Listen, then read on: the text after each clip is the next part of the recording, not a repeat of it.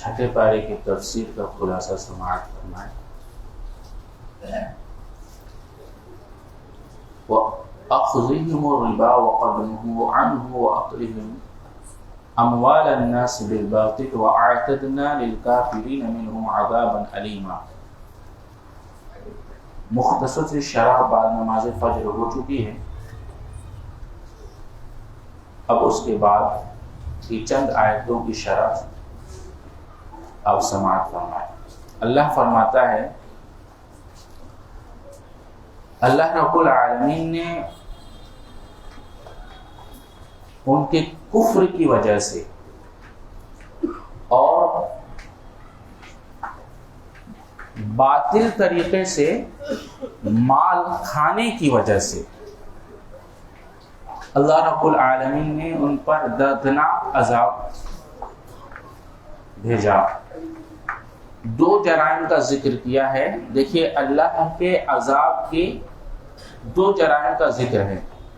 وَأَقْلِهِمْ أَمْوَالَ النَّاسِ بِالْبَاطِلِ، یعنی رشوت، جوا، دھوکہ اور دوسرے کا مال ناجائز ذرائع سے لوگوں کا مال کھانا۔ تو گناہ کی دو قسمیں ہیں، ایک ہے مخلوق پر ظلم، لوگوں پر ظلم کرنا، ان کے مال پر، ان کے مال کو ناحق ان سے چھین لینا، رشوت کے ذریعے اور سود کے ذریعے، چوری، ڈاکہ، دھوکہ دڑی۔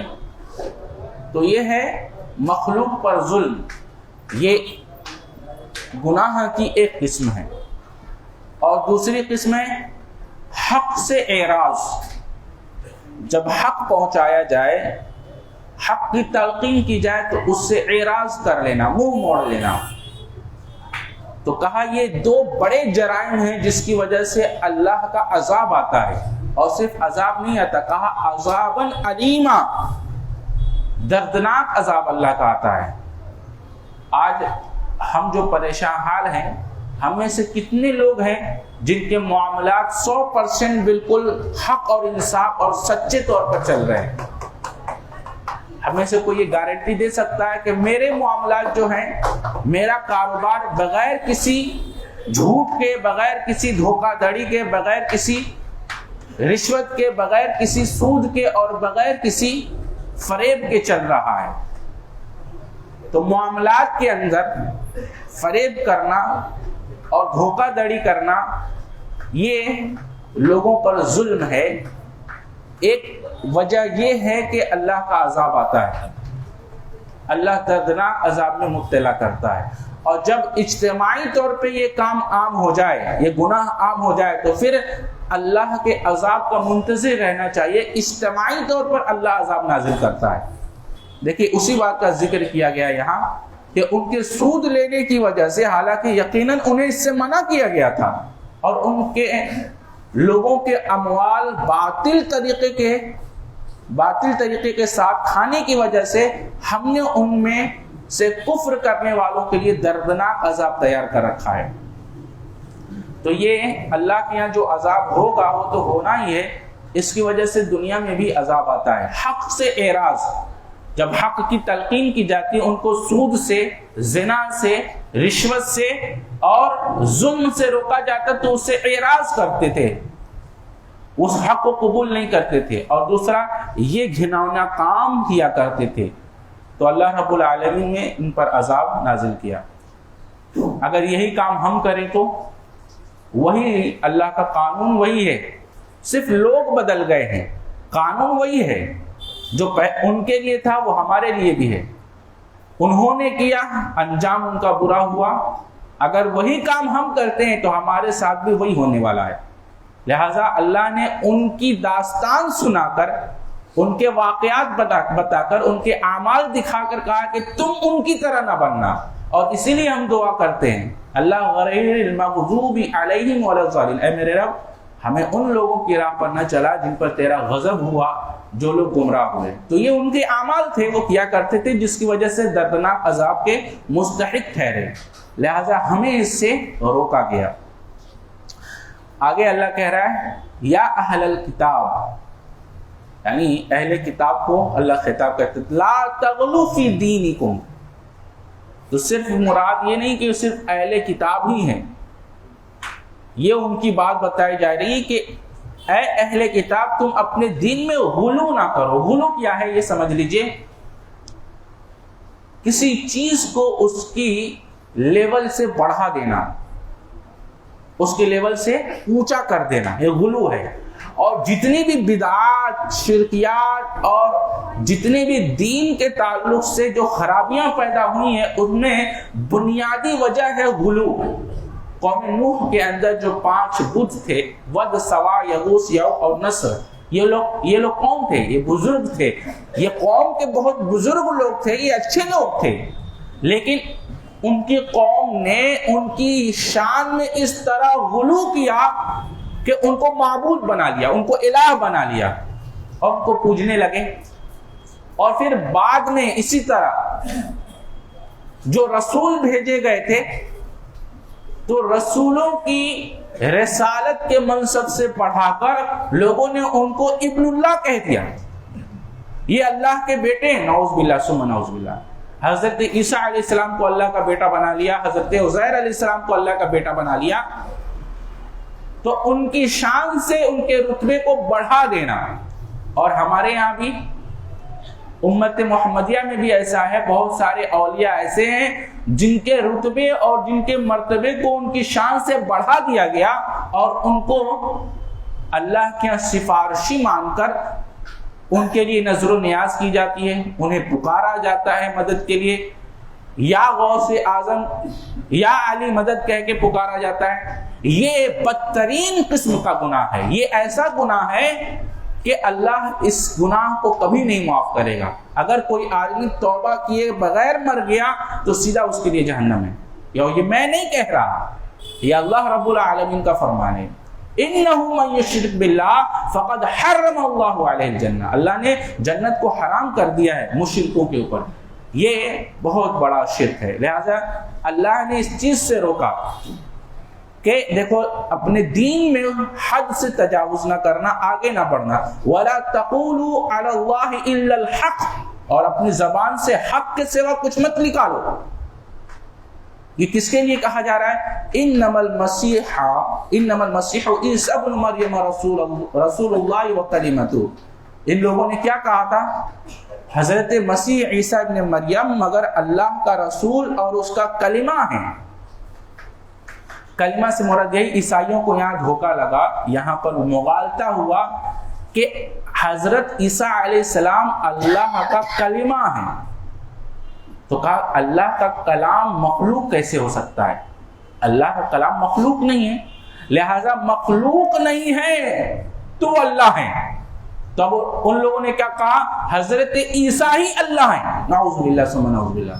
اور کچھ لوگوں نے کہا حضرت عیسیٰ اللہ کے بیٹے ہیں، اور کچھ لوگوں نے کہا ثالث ثلاثہ، یہ تین میں سے ایک ہے، اور ایک ہی تین ہے اور تین ہی ایک ہے. اللہ اکبر. تو آگے اسی بات کا ذکر ہے، وہ کلمہ ہے. اللہ رب العالمین نے کہا کہ کلمہ القاها الى مریم وروح منہ فآمنوا باللہ ورسلہ ولا تقولوا ثلاثہ. کہتے ہیں کہ جو اس نے مریم کی طرف بھیجا اور اس کی طرف سے ایک روح ہے، بس اللہ اس کے رسولوں پر ایمان لاؤ اور مت کہو کہ وہ تین ہیں، اس سے باز آ جاؤ، تمہارے لیے یہی بہتر ہے. انتہوا خیر لکم انما اللہ الہ واحد. اللہ تو صرف ایک ہی معبود ہے، ایک ہی ہے. سبحانہ ان یکون لہ ولد، اور وہ پاک ہے کہ اس کی کوئی اولاد ہو. لہ ما فی السماوات و ما فی الارض. زمین و آسمان میں جو کچھ ہے سب اسی کا ہے. اسی کا ہے مطلب سب اس کی ملکیت ہے. اور یہاں یہ بات لا کر بتائی گئی کہ جنہیں تم کہہ رہے ہو کہ یہ تین ہے اور تین ہی ایک ہے، کہا یہ اللہ کی ملکیت میں، یہ غلام ہے، یہ عبداللہ ہیں، یہ عبداللہ ہیں، اللہ کے بندے ہیں. اللہ اکبر. کیونکہ لہو ما فی السماوات و ما فی الارض، زمین و آسمان میں جو کچھ ہے سب اسی کا ہے. وکفی باللہ وکیلا. اب یہاں غور کیجئے، کہا کہ اللہ کا کلمہ ہے. کیا اس بات میں کوئی شبہ نظر آ رہا ہے آپ کو کہ حضرت عیسیٰ علیہ السلام اللہ کا کلمہ ہے؟ کلمہ پھونکا گیا، روح آ گئی، اس میں کیا باریکی ہے یہ آپ کو میں سمجھانا چاہتا ہوں، غور سے سنیے۔ اللہ کے کلمہ کی وجہ سے ہیں، اللہ کا کلمہ بذات خود نہیں ہے، وہ سمجھ میں آیا؟ اللہ کے کلمہ کی وجہ سے وہ پیدا ہوئے، تو اللہ کی کلمہ کی وجہ سے وہ ہیں، نہ کہ خود وہ کلمہ ہیں۔ ان کو کیا مغالطہ لگا؟ انہوں نے حضرت عیسیٰ کو بذات خود کلمہ مان لیا اور لہذا وہ گمراہ ہوئے، وہ کہنے لگے یہی اللہ ہے، نعوذ باللہ ثم نعوذ باللہ۔ اور کچھ لوگوں نے کہا یہ اللہ کے بیٹے ہیں، کچھ لوگوں نے کہا یہی تین ہے، یہی ایک ہے۔ تو اللہ کے کلمہ نہیں بلکہ اللہ کے کلمہ کی وجہ سے وہ پیدا ہوئے، یہ نقطہ ذہن میں رہے۔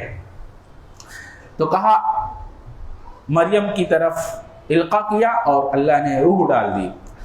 رسول اللہ صلی اللہ علیہ وسلم نے فرمایا کہ غلو سے سختی سے منع کیا کہ جس طرح اہل کتاب غلو کی وجہ سے وہ گمراہ ہوئے تم نہ ہونا۔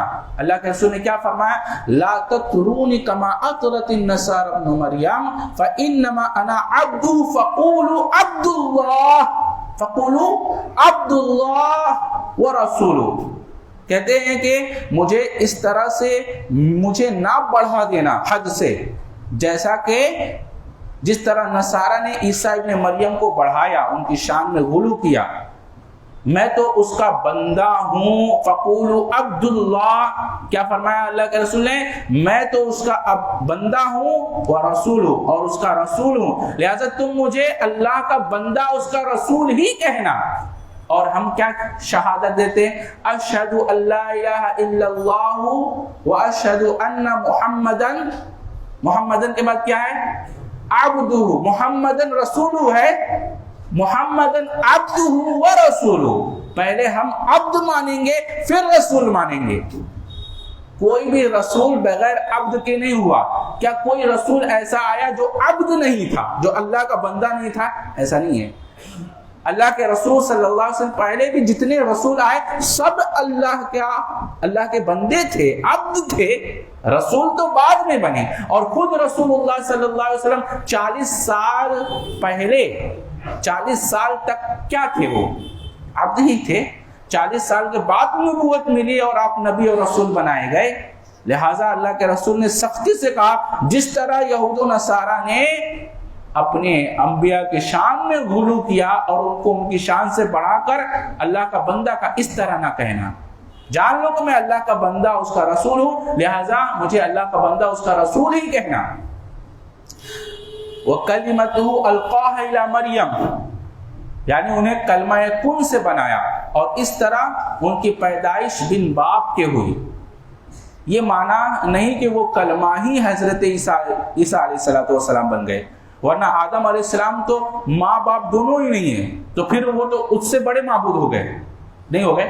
وہ کہتے تھے کہ ان کا باپ نہیں ہے، اور اللہ نے لفظ کن سے بنا دیا، اللہ نے اپنی کلمہ سے بنایا، کیونکہ ان کے باپ نہیں ہیں۔ تو اللہ کہتا پھر تو حضرت آدم علیہ السلام باپ اور ماں دونوں نہیں ہیں۔ سمجھ میں آیا؟ تو اللہ رب العالمین نے اس سے منع فرمایا۔ وروح من، یعنی ان کی پیدائش جو ہے روح سے، روح کی اضافت حضرت عیسیٰ علیہ السلام کی عظمت کا اظہار ہے، ورنہ روح تو ہر کسی کے اندر ہے، ہمارے اندر اور آپ کے اندر، سب میں روح ڈالی گئی ہے، لیکن اس روح کی فضیلت اللہ نے بیان کی۔ فآمنوا باللہ ورسولہ، اللہ نے کہا ایمان لاؤ اللہ پر، اس کے رسول پر۔ آگے کہا یا ایھا الناس قد جاءکم برہان من ربکم وانزلنا الیکم نورا مبینا۔ اب غور سے سنیے، بہت اہم بات کہنے جا رہے ہیں۔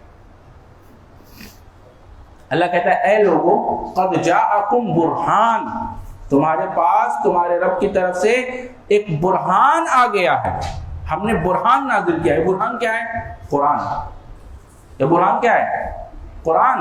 کہا یہ برہان آ گیا ہے، یہ برہان ہم نے نازل کیا ہے، برہان من ربکم وانزلنا الیکم نورا مبینا، اور ہم نے تمہاری طرف نازل کیا ہے کیا؟ नूर मुबीना, वाज़िह नूर। ये कुरान को अल्लाह ने नूर किया, ये वाज़िह नूर है, लिहाजा इससे कनेक्शन कर लो तो तुम्हारे दिल भी रोशन हो जाएंगे, तुम्हारी दुनिया भी रोशन हो जाएगी, तुम्हारे आखिरत भी रोशन हो जाएंगे। और अगर इससे कनेक्शन तोड़ लिए तो फिर तुम्हारी दुनिया भी अंधेरे में और आखिरत भी अंधेरे में हो जाएगी। तो ये नूर का पावर हाउस है, जो इससे कनेक्ट हो गया वो रोशन हो जाएगा, उसका दिल रोशन हो जाएगा, उसकी ज़मीर रोशन हो जाएगा, उसकी दुनिया रोशन हो जाएगी, उसकी आखिरत रोशन हो जाएगा। और जो इस पावर हाउस से टूट गया, इसको छोड़ दिया, तो फिर उसकी दुनिया और अकल सब बर्बाद हो जाए। लिहाजा एक खंबा लगा लो यहाँ और इससे अपना पावर कनेक्शन कनेक्ट कर लो ताकि तुम्हारी दुनिया रोशन हो जाए। अल्लाह अकबर। और रोशन के बारे में मालूम है, एक मुफस्सिर कहते हैं कि जो शख्स इस कुरान को अपनी जिंदगी में ले आए तो अल्लाह रब्बुल आलमीन ईमान का ऐसा नूर देता है कि उसकी फिक्र और उसका फहम भी मुनव्वर हो जाता है। अल्लाह अकबर, कितनी बड़ी बात है, नहीं समझ में आया? यानी इंसान की सोच रोशन हो जाती है, इंसान की फिक्र, उसका फहम रोशन हो जाता है।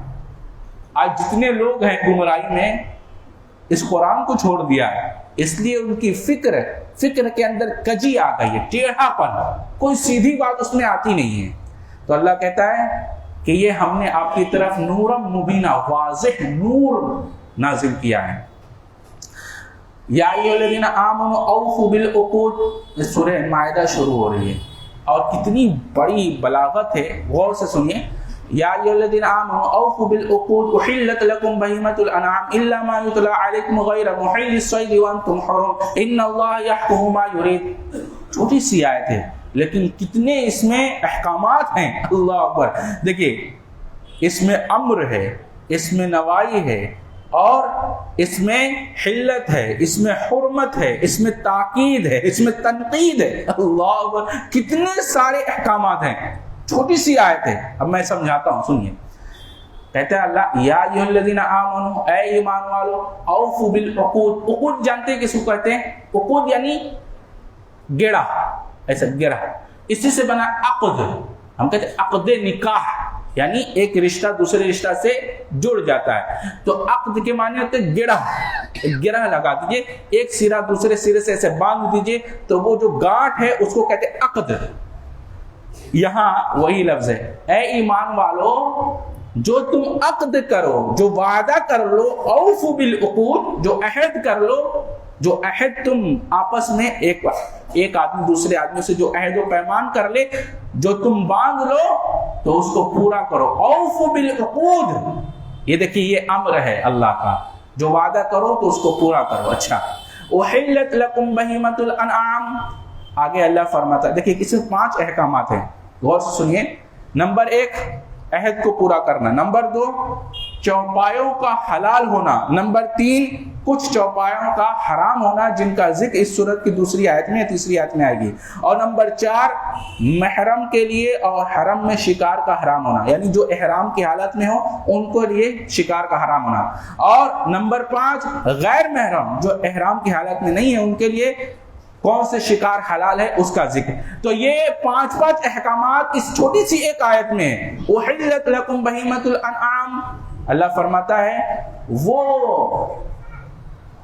दरिंदे, वो जानवर, वो चौपाए हलाल हैं जो भाड़ चीड़कर, जैसे अल्लाह फरमाता है मुराद दरिंदों को छोड़कर बाकी चौपाए वो सब हलाल है, खा पालतू हो या वहशी, मसलन हिरन है, नीलगाय है, सिवाय उनके जिनका नाम कुरान और हदीस में हराम कर दिया गया, जैसे मसलन गधा वगैरह है जिसकी तफसीर सूरह बकरा आयत नंबर 173 में। अल अनआम से मुराद ऊंट है, गाय है, भेड़ है, बकरी है, वगैरह वगैरह। इल्ला मा युतला अलैकुम, इस तफसीर में अल्लाह फरमाते हैं, मुहद्दिसीन फरमाते हैं, गैर मुहल्लिस सैद व अंतुम हुरुम, हुरुम ये हराम की जमा है जिसने उम्रा या हज का एहराम बांधा हो। उसी तरह जो शख्स मक्का के हुदूद हरम में हो, खा वो एहराम نہ باندھا ہو، اس حالت میں شکار بھی ممنوع ہے، منع ہے۔ شکار کرنے والے کی کسی طریقے سے مدد کی بھی ممانعت ہے۔ کوئی شکار کرنے والا ہے، اس کی مدد بھی آپ نہیں کر سکتے، نہ خود شکار کر سکتے احرام کی حالت میں یا حدود حرم میں، جو حرم کے حدود ہے ان کے درمیان۔ تو اللہ رب العالمین نے اس میں یہ فرمایا یا ایھا الذین آمنوا لا تحلوا شعائر اللہ، اللہ کہتا ہے ایمان والو نہ اللہ کی نشانیوں کی بے حرمتی کرو اور نہ حرمت والے مہینے کی حرمت کرو، یعنی اس کی بے حرمتی نہ کرو، اور حرم کی قربانی کی اور نہ وہ جانوروں کی، نہ حرمت والے گھر کا قصد کرنے والوں کی جو اپنے رب کا فضل اور خوشنودی تلاش کرنے کے لیے نکلے۔ جب احرام وہ کھول دے تو پھر شکار کرو۔ کسی قوم کی دشمنی اس پر تمہیں آمادہ نہ کرے کہ تمہیں مسجد حرام سے روکا جائے، تمہیں اس بات کا مجرم نہ بنا دے کہ حد سے تم بڑھ جاؤ۔ اور اس کے بعد ایک اور اصول دیا جا رہا ہے وَتَعَاوَنُوا عَلَى الْبِرِّ وَالتَّقْوَى۔ ہر نیکی کے کام میں، کوئی بھی نیکی کا کام آدمی کر رہا ہو، تمہیں چاہیے کہ اس میں بڑھ چڑھ کر حصہ لو، اس کی مدد کرو۔ تو نیکی کے کام میں ایک دوسرے کی مدد کرو۔ وَتَعَاوَنُوا عَلَى الْبِرِّ وَالتَّقْوَى وَلَا تَعَاوَنُوا عَلَى الْإِثْمِ وَالْعُدْوَانِ، اور برائی کے کاموں میں، گناہ کے کاموں میں ایک دوسرے کی مدد نہ کرو۔ آپ دیکھ رہے ہیں کوئی سود کے لیے آپ سے سفارش کر رہا ہے، مدد نہ کیجیے۔ رشوت کے لیے سفارش کر رہا ہے، مدد نہ کیجیے۔ آپ دیکھ رہے ہیں کہ یہ شخص اس کا مال ناحق طریقے سے کھانا چاہتا ہے تو آپ اس کی مدد نہ کیجیے۔ تو کوئی بھی شخص اگر کوئی گناہ کر رہا ہے، کوئی معصیت کا کام کر رہا ہے تو اس کی مدد نہ کیجیے۔ ہاں کوئی شخص نیکی کا کام کر رہا ہے تو اس کی نیکی میں آپ مدد کیجیے تاکہ آپ بھی اس کے مستحق ٹھہریں۔ وَتَعَاوَنُوا عَلَى الْبِرِّ وَالتَّقْوَى وَلَا تَعَاوَنُوا عَلَى الْإِثْمِ وَالْعُدْوَانِ وَاتَّقُوا اللَّهَ، اور اللہ سے ڈرتے رہیے۔ آگے اللہ فرماتا ہے حرمت علیکم المیتۃ والدم ولحم الخنزیر وما اہل لغیر اللہ بہ۔ بہت اہم آیت آئی ہے، بہت غور سے سنیے۔ اللہ فرماتا ہے اللہ نے تم پر حرام کر دیا ہے کن کن چیزوں کو؟ خون کو، خنزیر کے گوشت کو جس پر اللہ کے علاوہ نام لیا جائے، اور جو جانور گلا گھونٹ کر مار دیا جائے، جسے چوٹ لگ جائے، چوٹ لگنے سے جو مر جائے، اور جسے سینگ لگنے سے مر جائے، جسے درندے کھا جائیں، مگر جو تم ذبح کر لو، یعنی چوٹ لگ گیا، گلا گھٹ گیا، رسی میں پھانسی لگ گئی، بندھا ہوا تھا، رسی کھنچ گئی اور جانور مرنے لگا، مر گیا تو پھر حرام ہے وہ۔ اگر نہیں مرا اور آپ نے ذبح کر لیا تو پھر وہ حلال ہے۔ تو کہا کہ مگر جو تم ذبح کر لو، اور جو آستانوں پر ذبح کیا جائے۔ یہاں سے مفسرین نے ایک نقطہ نکالا ہے، کہا ہے کہ ایسی جگہیں، وہ بت کیا کرتے تھے مشرکین، کچھ جگہیں ایسی متعین تھی جہاں وہ اپنے نظر والے جانور کو لے جا کر ذبح کیا کرتے تھے۔ کچھ آستانے ہوتے تھے، کچھ جگہیں ایسی ہوتی تھی جہاں پر اپنی نظر والے جانور کو لے جا کر ذبح کرتے تھے۔ تو کہتے ہیں کہ آج بھی اگر کوئی جگہ ایسی ہے جہاں پر تعاون کے لیے بکسے لگے ہیں، لیکن وہ جگہ غیر اللہ کی عبادت کی ہے، کوئی مزار ہے، کوئی اور ایسی جگہ ہے جہاں غیر اللہ کی عبادت کی جا رہی ہے، تو وہاں پیسے دینا، وہاں کوئی چڑھاوے چڑھانا یا اس میں کسی چیز میں مدد کرنا، یہ سب حرام ہے۔ جانور لے جانا تو بہت دور کی بات ہے، جانور کے علاوہ ایسے ہی چھوٹی موٹی کوئی مدد کرنا یہ بھی جائز نہیں ہے۔ کون سی جگہ ہے؟ جہاں غیر اللہ کی عبادت کی جا رہی ہے۔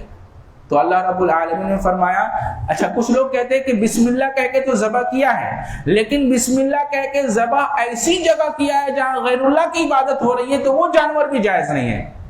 سمجھ میں آیا؟ وَمَا ذُبِحَ عَلَى النُّصُبِ، نصب میں یعنی ایسی نشانی جہاں غیر اللہ کی عبادت کی جا رہی ہے۔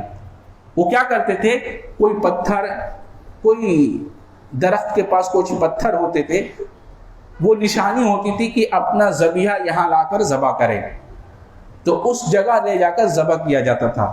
مرغا کوئی ذبح کر رہا ہے، کوئی بکرا ذبح کر رہا ہے، کوئی کچھ ذبح کر رہا ہے، تو کہا ایسی جگہیں پر اگر تم بسم اللہ کہہ کر ذبح کرو حلال جانور ذبح کرو، حلال پیسے سے ذبح کرو، لیکن اس جگہ ذبح کر رہے ہو تو وہ جائز نہیں ہے، وہ بھی حرام ہے۔ دیکھیے پیسہ بھی حلال، جانور بھی حلال، اور حلال ذبیحہ بھی ہے، سب حلال ہے، لیکن وہ جس جگہ پر ذبح کیا جا رہا ہے وہ جگہ درست نہیں ہے، اس جگہ پر غیر اللہ کی عبادت کی جا رہی ہے، غیر اللہ کے جانور ذبح کیے جا رہے ہیں، تو اس جگہ کے جانور کو ذبح کرنا جائز نہیں ہے، اور اس جانور کا گوشت کھانا بھی جائز نہیں ہے۔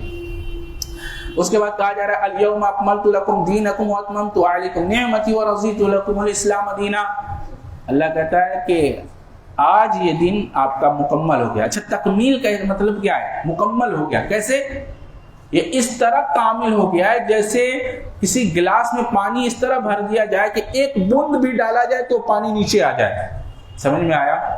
اس طرح یہ مکمل ہو گیا، اب نہ اس سے ایک بوند نکالا جا سکتا ہے نہ ڈالا جا سکتا ہے، تکمیل ہو گیا، کامل ہو گیا۔ اب جیسا مل گیا ویسا عمل کرنا ہے۔ اس کو ایک مثال سے اس طرح سمجھ لیجئے، اللہ کے رسول صلی اللہ علیہ وسلم فرمایا کہ میری مثال اس گھر کی مانند ہے جس نے ایک بہت خوبصورت گھر تعمیر کیا اور اس میں ہر قسم کی آرائش رکھ دی، لیکن بیچ میں ایک اینٹ کی سوراخ چھوڑ دی۔ اب جو کوئی بھی اس گھر کو دیکھنے آتا، بہت خوبصورت گھر ہے، بہت اچھا گھر ہے، لیکن یہ جو بیچ میں سوراخ ہے ایک اینٹ کا، یہ بدنما لگ رہا ہے، اسے بند کر دیا جائے تو اچھا رہے گا۔ جو کوئی آتا وہ عیب اس کو دکھتا تھا، تو کیا کیا جاتا ہے؟ پھر وہ ایک اینٹ لگا کر بند کر دی جاتی۔ اب مکمل ہو گیا، کہا وہ آخری اینٹ میں ہوں۔ رسول اللہ صلی اللہ علیہ وسلم کیا فرمایا؟ کہا وہ آخری اینٹ جو اس محل میں عیبدار تھا وہ میں ہوں، جس کے آنے سے اب وہ عیب ختم ہو گیا، اب وہ بالکل کامل ہو گیا۔ جو ایک عیب تھا وہ ختم ہو گیا، وہ اب بالکل کامل ہو گیا، لہٰذا اب دین مکمل ہو گیا۔ اب اس میں نہ کوئی ایک اینٹ ڈالی جا سکتی ہے اور نہ کوئی ایک اینٹ نکالی جا سکتی ہے، اب یہ کامل ہو چکا ہے۔ اللہ اکبر۔ تو وہاں اللہ رب العالمین نے دین کو اس طرح مکمل کر دیا ہے۔ اس سلسلے میں ایک روایت بھی درج ہے، کچھ یہودی تھے، وہ حضرت عمر رضی اللہ تعالیٰ عنہ سے کہہ رہے تھے کہ آپ کی کتاب میں ایک ایسی آیت آپ پڑھتے ہیں کہ اگر ہم یہودیوں کی کتاب میں یہ نازل ہوتی تو ہم اس دن کو عید کا دن بنا لیتے۔ تو حضرت آپ نے فرمایا کہ کون سی آیت ہے بتاؤ؟ وہ کہتے ہیں الیوم اکملت لکم دینکم واتممت علیکم نعمتی ورضیت لکم الاسلام دینا۔ یہ سن کر حضرت عمر نے فرمایا ہم اس دن اور اس جگہ کو جانتے ہیں جہاں یہ آیت نازل ہوئی تھی۔ آپ 9 ذی الحجہ کو عرفہ میں تھے، پچھلے پہر کا وقت تھا اور جمعہ کا دن تھا، یعنی کہ جمعہ کا دن تو ایسے ہی عید کا دن ہے اور عرفہ کا دن، اور کہا کہ وہ جگہ، یہ سب مبارک جگہ مبارک دن میں یہ نازل ہوئی ہے، لہذا دین کو مکمل کر دینے سے مراد یہ ہے کہ اس کے تمام ارکان، فرائض، واجبات سب مکمل ہو گئے۔ تو کہتے ہیں کہ یہ دن جہاں نازل ہوئی، یہ آیات جو جگہ پر نازل ہوئی، جس دن نازل ہوئی ہمیں پتا ہے، لیکن ہمارے یہاں صرف 2 عید ہے، اللہ، ایک عید الاضحیٰ ہے اور عید الفطر، تیسری کوئی عید ہمارے یہاں نہیں ہے۔ اس کے بعد کہا جا رہا ہے یسألونک ماذا احل لهم قل احل لكم الطیبات وما علمتم من الجوارح مقلبین تعلمونهن مما علمکم اللہ۔ کتا ہے، کتا اگر وہ کسی برتن میں منہ ڈال دے تو کتنی بار دھونا ہے؟ 7 بار۔ ایک بار پہلے یا بعد میں مٹی سے دھو لے یا صابن وغیرہ سے دھو لے، 7 بار دھونا ہے۔ مٹی سے دھونا زیادہ بہتر، اس لیے کہ کتے کے لعاب میں جو جراثیم ہے اس کو مارنے کی صلاحیت مٹی میں ہے، اس لیے جو ہے ایک مرتبہ پہلے مٹی میں، پہلے یا بعد میں ایک مرتبہ مٹی سے دھو لے تو 7 مرتبہ دھو لے۔ یہ کتا منہ ڈال دے، لیکن یہی کتا اگر سدھا لیا جائے، اس کو ٹرینڈ کر لیا جائے، تو ٹرینڈ ہو جانے کے بعد یہ کتا کے کو علم دے دینے کے بعد اگر یہ کتا اگر شکار کر لے تو اس کا شکار کیا ہوا جانور جائز ہے۔ اللہ، یہ علم کی اہمیت ہے، یہ علم کی فضیلت ہے۔ سمجھیے ایک گلی کا کتا ہے، وہ اگر منہ ڈال دیتا ہے تو وہ 7 مرتبہ دھونے کا حکم ہے. لیکن کتے کو سدھا لیا جائے، ٹرینڈ کر دیا جائے، اس کو علم دے دیا جائے، تو اگر علم والا کتا یہ جس کو سدھا لیا گیا ہے، ٹرینڈ کیا ہوا کتا اگر شکار بھی کر لے اور شکار کو مار بھی دے تب بھی یہ جائز ہے. اللہ، وہی بات اللہ نے یہاں کہی ہے. کہا شکاری جانوروں میں سے جو تم نے سدھائے ہیں، جنہیں تم شکاری بنانے والے ہو، انہیں اس میں سے سکھاتے ہو جو اللہ نے تمہیں سکھایا، تو اس میں سے کھاؤ. اللہ کہتا ہے اس میں سے کھاؤ جو وہ تمہاری خاطر روک رکھے، وہ تمہاری خاطر پکڑ لیں، روک رکھیں، اور اس پر اللہ کا نام ذکر کرو. تو اس میں 4 باتیں قابل غور ہیں. ٹرینڈ کتا کون سا ہے، اس کی نشانی کیا ہے؟ یہ دیکھیں، شکار پر خود نہ جائے جب تک کہ مالک نہ بھیجے، ایک. اور دوسرا، جس شکار کو وہ پکڑ رہا ہے اس میں سے خود نہ کھائے بلکہ وہ پکڑ کے لائے. اور تیسری چیز، وہ کتا سدھایا ہوا، ٹرینڈ کیا ہوا ہو. اور چوتھی چیز، جب آپ چھوڑیں تو بسم اللہ کہیں، بسم اللہ کہہ کے چھوڑیں. تو بسم اللہ کہہ کے چھوڑ دیا، اگر مار بھی دیا اس نے تو بھی وہ جائز ہے، وہ شکار کھا سکتے ہیں. تو کہا گیا یہ علم کی اہمیت ہے، کتنا بڑا. اچھا، ہم نے دیکھا ہے جو ٹرینڈ کیے ہوئے کتے ہوتے ہیں، سدھائے ہوئے، وہ گلی کے کتوں کے ساتھ مکس نہیں ہوتے، ان کی شان ہی الگ ہوتی ہے. وہ ایک طرف کھڑے رہتے ہیں اور دیکھ کر معلوم ہو جاتا ہے کہ یہ کتا جو ہے ان سب سے ہوشیار ہے. تو یہ علم کی اہمیت ہے.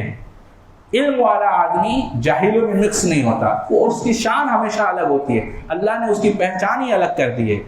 تو ایک کتے کی فضیلت ہو گئی. ایک کتا گلی کا کتا ہے، منہ میں وہ برتن میں ڈال دے تو 7 بار دھو. لیکن وہی کتا جب سدھا دیا گیا، علم دے دیا گیا، تو شکار بھی کر لے تو جائز ہے. آگے کہا گیا الیوم احل لکم الطیبات وطعام الذین اوتوا الکتاب حل لکم وطعامکم حل لهم والمحصنات من المؤمنات والمحصنات من الذین اوتوا الکتاب من قبلکم اذا آتیتموهن اجورهن محصنین غیر مسافحین. یہاں اہل کتاب سے نکاح کرنا اہل کتاب کی عورتوں کا اور ان کے ذبیحے کا ذکر ہے. ان کا ذبیحہ جائز ہے اور اہل کتاب کی عورتیں تمہارے لیے جائز ہے. غور کیجئے، لیکن 2 شرط لگائی گئی، محسنین غیر مسافحین. ایک تو پاک دامن ہو، خفیہ آشنائی کرنے والی نہ ہو، اور دوسرا مومنہ ہو. یہ 2 شرائط ہے. مومنہ ہو، مومنہ کا مطلب یہ ہے کہ وہ اللہ کی آسمانی کتابوں پر ایمان رکھتی ہوں، پچھلی انبیاؤں پر ایمان رکھتی ہوں، اور جو بھی ان کے پاس احکامات ہیں اس پر وہ عامل ہوں. تو کہا گیا کہ ان سے کبھی امید ہے کہ وہ پھر جو ہے ایمان والی ہو جائیں گی، وہ اسلام کو قبول کر لیں گی.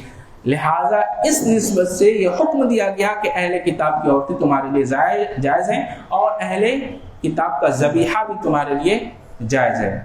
تو یہاں یہ حکم دیا گیا. آگے دیکھیے اللہ فرماتا ہے یا ایھا الذین آمنوا اذا قمتم الی الصلاۃ فاغسلوا وجوہکم. اب یہاں ایک اہم نقطہ ہے جس کی آپ کی توجہ چاہتا ہوں. دیکھیں، پہلے کہا گیا کون کون سے جانور تمہارے لیے جائز ہیں، کون سے جانور شکار کرنے کے لیے جائز ہیں، یہ کھانے کی چیزیں ہیں. کون کون سا کھانا تمہارے لیے جائز ہے، اہل کتاب کا کھانا، ان کا ذبیحہ.